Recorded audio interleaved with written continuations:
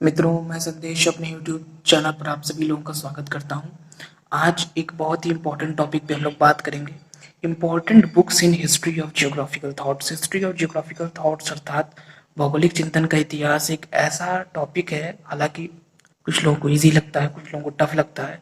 बहुत सारी चीज़ें इसमें याद करने वाली हैं, बुक्स बहुत ज़्यादा इसमें है, आपको पढ़नी पड़ती है कि किस विद्वान ने कौन सी बुक लिखी हुई है।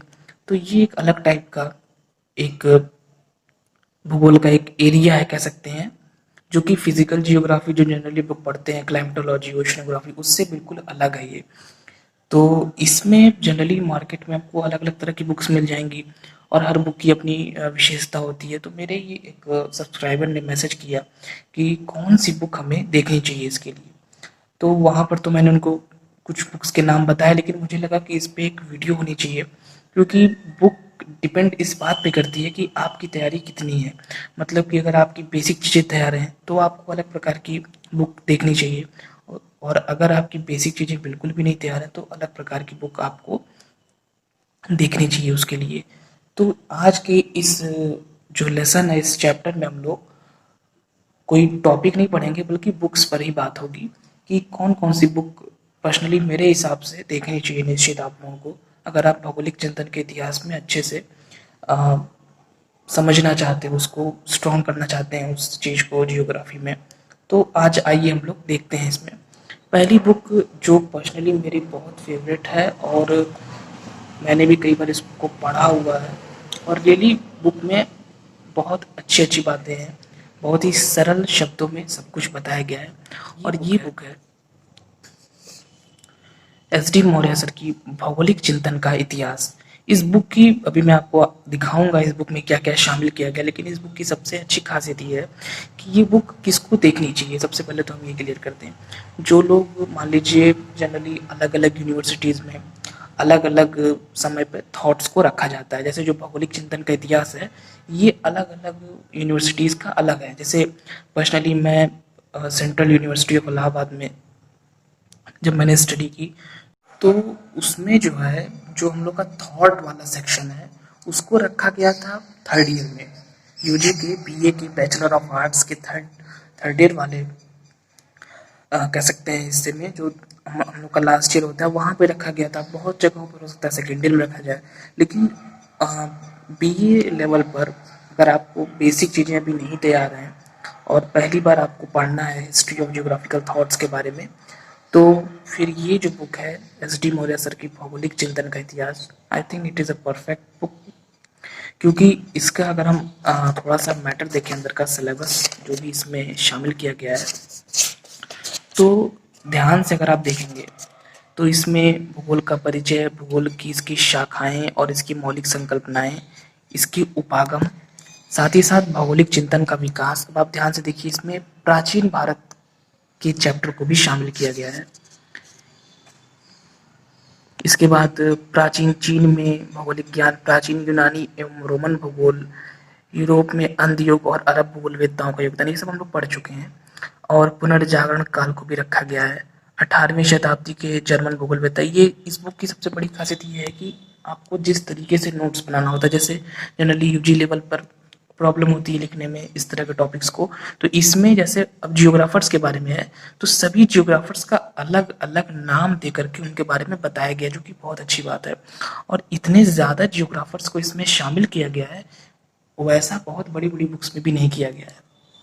तो ये इस बुक की सबसे अच्छी बात लगती है कि इसमें आप ध्यान से देखिए, तो जर्मन जियोग्राफर्स में बहुत सारी बुक्स में आप पढ़ेंगे, महंगी महंगी बुक्स मिलेंगी आपको, उसमें जर्मन जियोग्राफर्स बहुत ज़्यादा नहीं दिए हैं। अगर आप इसमें ध्यान से देखेंगे तो जर्मन जियोग्राफर्स को 3 पार्ट्स में डिवाइड किया गया है। ये आपके 18th सेंचुरी के जर्मन भूगोलवेत्ता हैं, फिर आधुनिक भूगोल के संस्थापक हम्बोल्ट रीटर हैं, और इसके बाद ये 5 और ये 2 7, और इसके पश्चात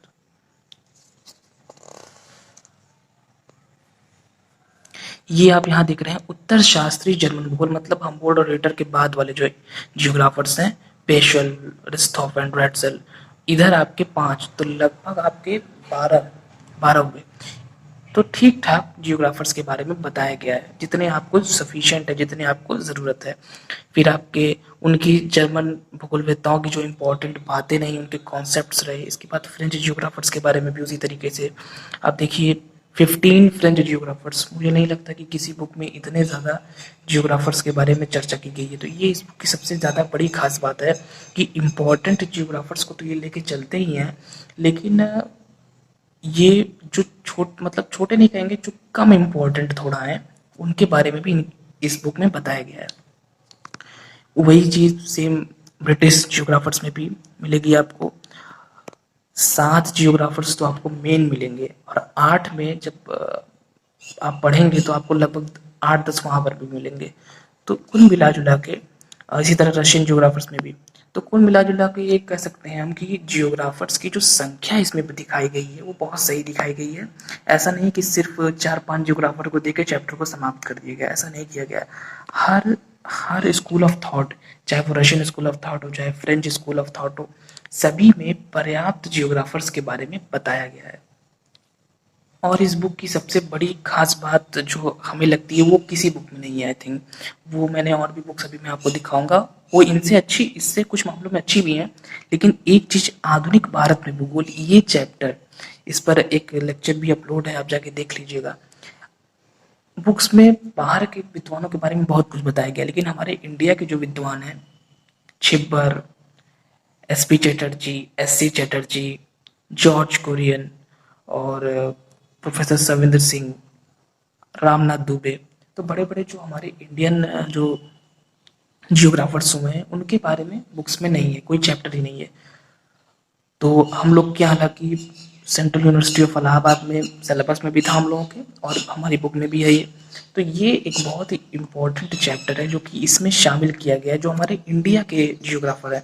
और इसमें आप ध्यान से देखिए, इस चैप्टर में मैंने अपने लेक्चर में भी बताया है कि कैसे कैसे जियोग्राफी की स्टार्टिंग इंडिया में हुई, और उसके बाद इंडिया में अलग अलग, ये तो कुछ चीज़ें इसमें नहीं लिखी हैं, जब आप पूरा चैप्टर पढ़ेंगे तो हर भौगोलिक संप्रदाय के बारे में, जैसे चंडीगढ़ का भौगोलिक संप्रदाय, और आपका इलाहाबाद, राजस्थान, चेन्नई, हर जगह के जो डिपार्टमेंट्स हैं, हर जगह के डिपार्टमेंट्स की जो मैगजीन्स आती हैं, जो पत्रिकाएं आती हैं, उसके बारे में भी बताया गया। तो ये एक बहुत ही अच्छा हिस्सा है इसका।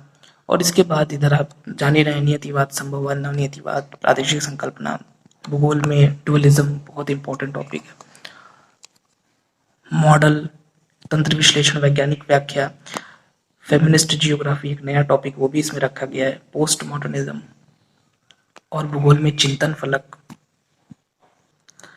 भूगोल में अभिनव प्रवृत्तियां। तो कुल मिला के ये बहुत ज़्यादा कोई हैवी बुक नहीं है, नॉर्मल सी बुक है, छोटी सी साइज है इसकी, और आसानी से मुझे लगता है कि इसको अगर आप पढ़ने बैठेंगे तो अगर डेली थोड़ा थोड़ा पढ़ेंगे तो 2-3 महीने में आप आसानी से इसको पढ़ सकते हैं, अगर डेली आप ठीक ठाक पढ़ रहे हैं चैप्टर्स। और बहुत ही सरल शब्दों में, जैसे यही पन्ना खुल गया तो इसी के बारे में बता दें, अल इदरिसी। अब अगर जब आप इसको पढ़ेंगे तो आपको लगेगा कि बिल्कुल जैसे हमारी नोट्स होती है, बिल्कुल उसी तरीके से इसमें चीज़ों को लिखा गया है। और बेसिकली ये बुक फर्स्ट जो पहली बार थॉट को पढ़ रहे हैं उनके लिए फर्स्ट मुझे लगता है कि लिखी ही गई है, क्योंकि इतनी सरलता है इसमें। और हर चैप्टर के अंत में थोड़ा उसको रोचक बनाने के लिए इस प्रकार का जो है ये भी बताया गया है, मतलब थोड़ी कविता के रूप में उस चैप्टर को बताया गया है। तो इस तरह का कोई भी चैप्टर हम इसमें खोलेंगे तो वो चैप्टर, स्पेशली जैसे चिंतन फलक वाले चैप्टर्स हैं, वो बहुत इजीली इसमें डिफाइन किए गए हैं, जो कि आपको नहीं मिलेंगे। अब जैसे मान लीजिए खुल के हम ऐसे रैंडमली में पलट रहा था, ईसा बोमैन एक अमेरिकन जियोग्राफर है। अब इनके बारे में सबसे पहले इनका जन्म कहाँ हुआ था, इनके नाम और इनकी रचनाएं, फिर इधर इनके प्रमुख योगदान है। तो इससे ये क्लियर हो रहा है कि इस बुक में जो चीज़ें हैं उनको बिल्कुल सही तरीके से, सही क्रम में, और बिल्कुल कह सकते हैं कि इजी वे में रखा गया है। कोई बहुत ज़्यादा कठिन शब्दों का प्रयोग नहीं है, कोई बहुत ज़्यादा हाई फाई चीज़ें नहीं बताई गई हैं। जो बेसिक चीज़ें हैं जो आपके लिए ज़रूरी हैं उनको रखा गया है। और फर्स्ट बुक तो ये, और ये किसके लिए ज़रूरी है इस पे अगर हम बात करें तो ये बुक उन्हीं के लिए ज़्यादा ज़रूरी है जो अभी थॉट में बिल्कुल भी नहीं पढ़े हुए हैं, जिन्होंने ये बुक पढ़ी हुई है। हालांकि जिन्होंने नहीं पढ़ी है और उनका तैयार है, फिर भी मैं उन्हें कहूँगा कि एक बार इसको देखें। इस बुक में उनको निश्चित ही सरलता से कुछ टॉपिक्स मिलेंगे जो कि बहुत ही ईजिली डिफाइन किए गए हैं। और जिन्होंने पहली बार मान लीजिए यूजी में एडमिशन ले रहे हैं, पहली बार थॉट पढ़ रहे हैं, तो उनके लिए तो ये बुक बेस्ट है। ठीक है, अब चलिए दूसरी बुक पे चलते हैं हम लोग। पर्सनली मेरी तो फेवरेट वो बुक है, लेकिन एक बुक और हम आपके लिए लेके आए हैं। जानते ही होंगे आपको, थॉट में बहुत ही फेमस है ये बुक। आई थिंक सभी लोग इसको पढ़ते होंगे। और मैं एक चीज़ और बताता हूँ, जो भी मैंने एस डी मौर्य सर वाली बुक आपको दिखाई थी वो इंग्लिश में भी अवेलेबल है। तो जो लोग इंग्लिश मीडियम के हों परेशान ना हो, आपको इंग्लिश में भी वो मिल जाएगी किताब। भौगोलिक चिंतन का इतिहास, माजिद हुसैन सर की, बहुत ही फेमस है और सभी लोग इसको पढ़ते हैं, चाहे वो यूजी लेवल के हों, पीजी लेवल के हों, या कंपटीशन की तैयारी करने वाले हों। जिनको भी थॉट पढ़ना होता है वो इस बुक से पढ़ते हैं, और रियली बुक बहुत अच्छी है ये। और इस बुक की भी वही खासियत है कि बुक, थॉट्स की बुक आपको बहुत ज़्यादा हैवी नहीं मिलेंगी, ये इनकी खासियत होती है। आप ध्यान से देखिए, पतली सी बुक है, आसानी से कुछ महीनों भर में आप इसको कंप्लीट कर लेंगे। अगर आप डेली पढ़ते हैं तो 1-2 महीने में आसानी से इसके बारे में पढ़ लेंगे। और वही सारी चीज़ें इसमें भी शामिल हैं जो हमने वहाँ पर देखी थी, तो इसको दिखाने का कोई वो नहीं मतलब है। चीज़ें वही हैं जो पहली वाली बुक में मैंने आपको बताई थी। आई थिंक वही पूरा का पूरा सिलेबस इसमें भी रखा गया है।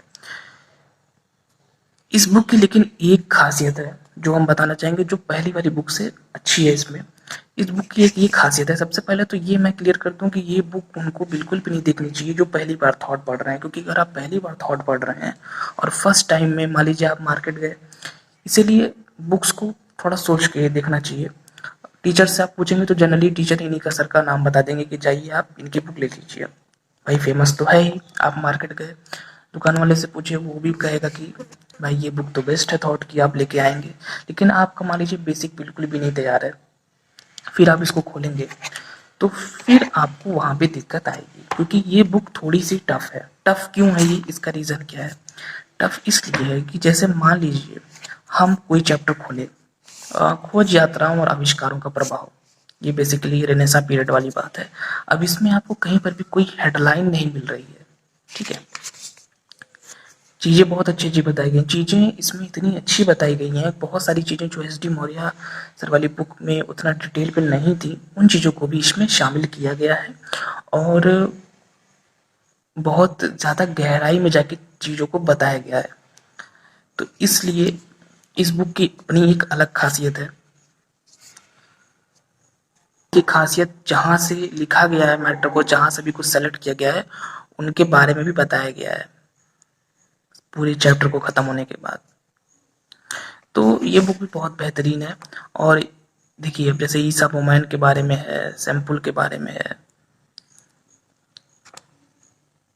कुछ चैप्टर्स जैसे मात्रात्मक क्रांति के बारे में जो चैप्टर है इसमें, वो बहुत ही बेहतरीन है। काफ़ी डिटेल में क्वांटिटेटिव रिवॉल्यूशन के बारे में बताया गया है। तो जनरली इस बुक की सबसे बड़ी खासियत ये है कि ये जो बुक है इसमें बहुत सारे जो हमारे टॉपिक्स हैं उनके बारे में काफ़ी गहराई में बताया गया है। जैसे कि मैंने अभी आपको बताया, जो स्पेशली क्वांटिटेटिव रिवॉल्यूशन उसके बाद वाली चीज़ें हैं, और प्राचीन चीज़ों में भी, जैसे जो हमारे अरब जियोग्राफर्स हैं। तो ये अगर आपने मान लीजिए बेसिक आपका तैयार हो चुका है बहुत अच्छे से, उसके बाद अगर आपको कोई बुक पढ़नी है थॉट में, तो फिर आपके लिए ये बुक बेस्ट है, माजिद हुसैन सर की। पहले लेकिन नहीं, बेसिक अगर आपका नहीं तैयार है तो आपको फिर जो अभी मैंने पहले बुक दिखाई थी उसकी ओर आपको जाना पड़ेगा।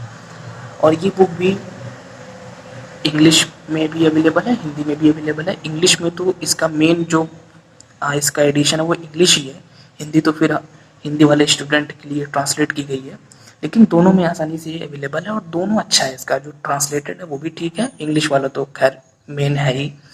और जो एस डी मौर्य सर वाली थी वो भी आपको इंग्लिश हिंदी दोनों में आसानी से मिल जाएगी। तो वही इसमें क्लियर मैंने बता दिया कि अगर आपका बेसिक क्लियर है, सब कुछ तैयार है, तो आप इस बुक को ले सकते हैं। अच्छी बुक है। और यहाँ मैं किसी ये नहीं कह रहा हूँ कि कौन सी बुक ज़्यादा बढ़िया है, ये मेरा बताने का कोई उद्देश्य नहीं है। उद्देश्य सिर्फ इतना है कि इसमें हर बुक की अपनी अपनी विशेषता है, ठीक है। अब जैसे जितनी ज़्यादा गहराई में इसमें कुछ बातें बताई गई हैं, उतनी ज़्यादा गहराई में पहली वाली बुक में नहीं बताई गई थी, ठीक है। और उसका रीज़न भी बनता है, उसका रीज़न इसलिए है कि पहली वाली बुक बेसिकली यूजी लेवल के बच्चों के लिए बेस्ट है। हालांकि पढ़ कोई भी सकता है, लेकिन वो अपने बेसिक को मजबूत करने के लिए बेस्ट बुक है। तो इसीलिए अच्छी बात है कि उसमें सिर्फ बेसिक बातों को रखा गया है, क्योंकि ज़्यादा हाई फाई चीज़ें अगर रख दी जाएंगी तो दिक्कत हो जाएगी फिर बच्चों को समझने में स्टार्टिंग में। और ये उससे थोड़ी सी ऊपर की बुक है, तो इसमें कुछ इम्पोर्टेंट चीज़ों को रखा गया है। लेकिन हाँ, इसमें एक दिक्कत ये है कि जैसे उसमें बहुत सारे जियोग्राफर्स के बारे में बताया गया था, ये चीज़ इसमें नहीं है। इसमें जो अगर आप ब्रिटिश जियोग्राफर्स के बारे में पढ़ेंगे तो आपको 5, 6, 7, 8 से ज़्यादा नहीं मिलेंगे। मैं एक एग्जांपल बता रहा हूँ, तो ये चीज़ इसमें है। तो कुछ अच्छाइयाँ भी हैं, कुछ कमियाँ भी हैं, लेकिन ओवरऑल बुक बहुत ही बेहतरीन है। अब हम लोग देखते हैं थर्ड बुक अपनी, भौगोलिक चिंतन का विकास, एक ऐतिहासिक समीक्षा, आर डी दीक्षित सर की। और ये बुक भी मैं लेके आया, थोड़ी बहुत मैंने पढ़ी भी है इसको। और वही चीज़ इसमें भी है कि टॉपिक्स तो खैर वही सारे रहेंगे जो बाकी सभी बुक्स में है, लेकिन हाँ, इसमें थोड़ा सा टॉपिक्स आपको हट के मिलेंगे, जैसे ज़्यादा डिटेलिंग आपको मिलेगी इसमें।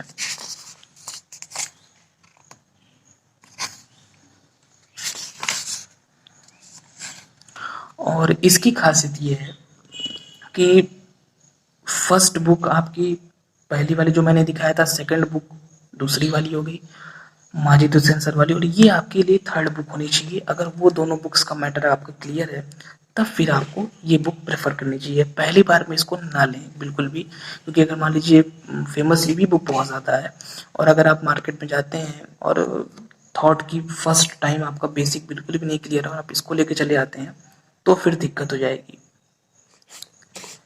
जनरली लोग यही सारी बुक ले लेते हैं क्योंकि फेमस बुक्स हैं, लेकिन दिक्कत क्या है कि इसमें थोड़ा सा इसकी लैंग्वेज लैंग्वेज जो है इसकी, वो आपको थोड़ी सी टफ नज़र आएगी।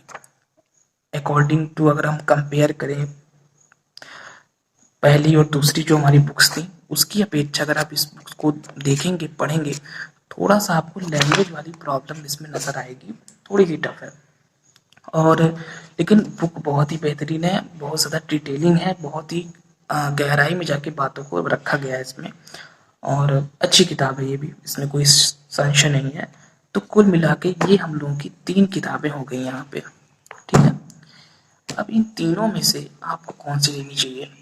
मेरे हिसाब से आपको ये तीनों ही किताबें अपने पास रखनी चाहिए, क्योंकि हर जो है बुक में कुछ इम्पोर्टेंट, कुछ चीज़ें इसमें अच्छी हैं, कुछ चीज़ें इसमें अच्छी हैं, और कुछ चीज़ें इसमें बहुत अच्छी हैं। तो जनरली आपको पहले इसको लीजिए। अगर आप बिल्कुल नए हैं, आपको ज़्यादा कुछ नहीं पता, बस आप अभी एडमिशन ले रहे हैं, तो फर्स्ट बुक इसको लीजिए, कुछ महीनों में इसको अच्छे से पढ़ लीजिए, देन इसको लीजिए, क्योंकि ये दोनों पतली पतली बुक्स हैं, आसानी से आप डेली पढ़ेंगे तो आसानी से इसको कंप्लीट कर ले जाएंगे। और फिर लास्ट में इसको लीजिए, ठीक है। इस क्रम को ना बिगाड़िएगा, क्योंकि मैंने भी पहली जो मेरी थॉट की बुक थी वो यही थी। इससे मैंने काफ़ी समय तक मैंने इससे पढ़ा, और हालांकि ये बुक आपके लिए, और ये सारी जो बुक्स हैं ये यूजी लेवल पे भी काम देंगी, पीजी लेवल पे भी काम देंगी, और फिर आपको थॉट में इनसे ज़्यादा कुछ लेने की आवश्यकता नहीं पड़ेगी। तो ये तीनों बुक जो है थॉट की बेस्ट हैं, और पर्सनली मेरे हिसाब से जो है, और इंग्लिश हिंदी दोनों में अवेलेबल है अच्छे से, हिंदी वाले भी पढ़ सकते हैं आसानी से, और जो इंग्लिश वाले स्टूडेंट हैं वो भी आसानी से इसको देख सकते हैं। और ये रहा हमारा भौगोलिक चिंतन के इतिहास के विषय में जो इम्पोर्टेंट बुक्स हैं। अब आइए हम लोग थोड़ा सा मानव भूगोल पर भी देख लेते हैं, क्योंकि कुछ स्टूडेंट्स पूछते हैं, कमेंट करते हैं कि ह्यूमन जियोग्राफी के लिए, तो ह्यूमन जियोग्राफी के लिए ये जो बुक है हमारी, मानव भूगोल के मूल सिद्धांत, एनसीईआरटी क्लास 12th की, ये बहुत अच्छी किताब है। और इसको जब आप पढ़ेंगे तो इसमें आपको जनरली आप जानते हैं कि ह्यूमन जियोग्राफी में सेटलमेंट भी आ जाता है, पॉपुलेशन भी आ जाता है, इकोनॉमिक भी आ जाता है, कल्चरल भी आ जाता है, बहुत सारी चीज़ें आ जाती हैं। तो इसमें आपको मानव भूगोल, विषय क्षेत्र, विश्व जनसंख्या, ध्यान से अगर आप टॉपिक्स देखें, व्यापार भी है, परिवहन भी है, प्राथमिक, द्वितीयक, तृतीयक, चतुर्थ क्रियाएं भी हैं, तो बहुत सारी चीज़ों को शामिल किया गया है। पतली सी ये बुक है और एनसीईआरटी अच्छी होती है, सभी लोग जानते हैं, पढ़ते हैं। तो ये अगर आप ह्यूमन जियोग्राफी के लिए देख रहे हैं, और इसमें आपको थॉट के भी कुछ मैटर मिलेंगे, जैसे नियतिवाद, नवनियतिवाद, ये भी इसमें दिया हुआ है थोड़ा सा।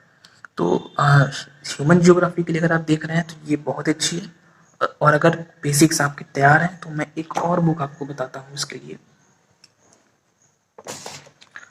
एस.डी. मौर्य सर की जो भी हमने थॉट देखी थी, उन्हीं ने लिखी हुई है, मानव एवं आर्थिक भूगोल। ये मैंने पहली बार ली थी जब मैं बीए फर्स्ट ईयर में था, और मुझे ज़्यादा हालांकि पता नहीं था इसके बारे में, पहला ही साल था।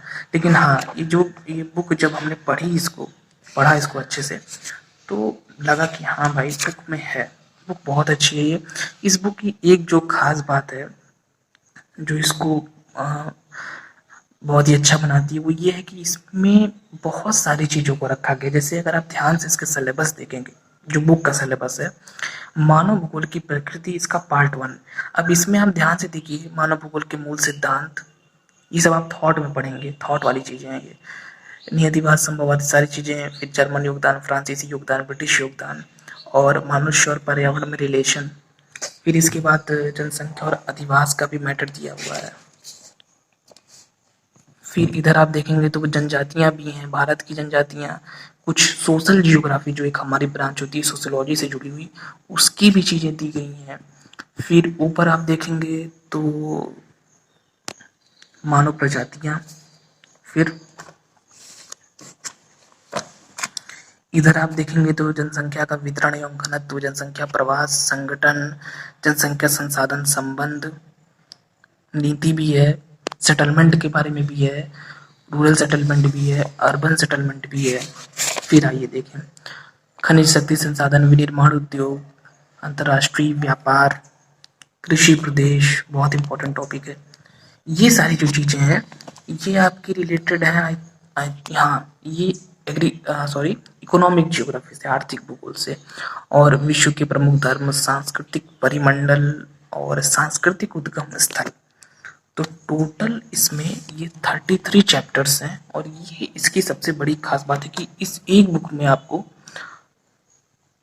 Economic geography, social geography, population geography, settlement geography, history of geographical thought, जो इतनी हमारी ब्रांचेज हैं, उन ब्रांचेज वाली चीज़ें, उन शाखाओं की जो मेन है, उनकी जो मुख्य बातें हैं, वो आपको इस एक ही बुक में मिल जाएंगी। और ये थोड़ी सी हैवी बुक है, लेकिन हाँ भाई, इतनी ज़्यादा चीज़ें इसमें रखी गई हैं, तो हैवी तो हो ही जाएगी, उसमें स्वाभाविक सी बात है। पेजेस अगर हम इसके गिन लेते हैं थोड़ा, तो 618 पेज की ये बुक है। और यही इसकी खास बात है, जो कि अभी मैंने आपको बताया कि इसमें बहुत सारे जो हमारे ब्रांचेज हैं, उन सबको इसमें रखा गया है। ध्यान से देखिए, आपने देखा होगा कि इसमें जो आपका रेशियल जियोग्राफी, प्रजातीय भूगोल से संबंधित जो चीज़ें हैं आपकी, वो सभी बातों को इसमें रखा गया है। तो एक प्रकार से कह सकते हैं कि एक बहुत सभी इम्पोर्टेंट टॉपिक्स का एक ये सम्मिलित रूप इसमें दिखाया गया है, जो कि बहुत ही अच्छी बात है। अगर आप इस बुक को लेंगे तो सेटलमेंट की भी आपको इम्पोर्टेंट चीज़ें, पॉपुलेशन जियोग्राफी की, इकोनॉमिक जियोग्राफी की, सोशल जियोग्राफी की, कल्चरल जियोग्राफी की, इन सभी की इम्पोर्टेंट चीज़ें आपको एक ही जगह पे मिल जाएंगी। तो ये इस बुक की खासियत है। तो फ्रेंड्स, फिलहाल इस अध्याय में इतना ही। हम लोगों ने इम्पोर्टेंट जो बुक्स हैं, मुझे जो लगा वो मैंने आपको बताया। बुक्स सभी अच्छी होती हैं, हर बुक की अपनी खासियत होती है। कोई बुक को हम ये नहीं कह सकते कि ये बुक अच्छी नहीं है, लेकिन जब जैसे मैंने जो बुक पढ़ी, तो मैंने बस आपको अपना एक्सपीरियंस बताया है और बुक की खासियत बताई। जैसे थॉट में मैंने आपको 3 किताबों के बारे में बताया, और मैंने कोई ऐसा नहीं बता दिया कि कोई इंग्लिश जो बुक मैंने पढ़ी है कि, या और किसी बड़े विद्वान की बुक मैंने आपको नहीं बताई है, कार्ल सावर, विद टेलर, ऐसा कोई चर्चा यहाँ पे नहीं हुआ। हम लोगों ने सिर्फ उन्हीं बुक्स के बारे में बात की जो बुक मैंने पढ़ी और जिसमें मुझे जो चीज़ अच्छी लगी, जो मुझे जिस बुक में जो अच्छाई लगी और जिस बुक की जो खासियत है उस पर हम लोगों ने बात की। तो फिलहाल इस अध्याय में इतना ही। अगर आपको कुछ भी इन्फॉर्मेशन अच्छी लगी हो इसमें तो इस वीडियो को लाइक करें और शेयर भी करें अपने फ्रेंड्स में, क्योंकि सभी लोगों को इसके बारे में जानकारी प्राप्त करना ज़रूरी है कि कौन कौन सी हमारी इम्पोर्टेंट थॉट्स की और ह्यूमन ज्योग्राफी की बुक्स हैं। और अगर अभी भी कोई डाउट है, कोई क्वेश्चन है इन्हीं बुक्स से रिलेटेड या किसी और बुक से रिलेटेड, जियोग्राफी में ही, फिजिकल, ओशनोग्राफी, क्लाइमेटोलॉजी, किसी भी सेक्शन में, तो आप कमेंट बॉक्स में लिख सकते हैं। फिलहाल इस अध्याय में इतना ही। Thank you friends.